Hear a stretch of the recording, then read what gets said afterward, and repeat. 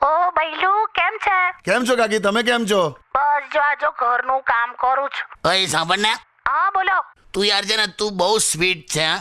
Thank you. તું બહુ જ આમ બ્યુટીફુલ પણ છે. અરે વાહ, થેન્ક યુ. તું આમ બહુ પ્રિન્સેસ જેવી છે, પ્રિન્સેસ. ક્યા બાત હે, થેન્ક યુ. તું આમ એક્સ્ટ્રા ઓર્ડિનરી છે. અરે વાહ, થેન્ક યુ. શું થયું છે શું આજે તમને? કઈ નહીં, બસ આમ આજે મૂડ છે, મજાક કરવાનો મૂડ છે. બહુ હોશિયારી ના મારો.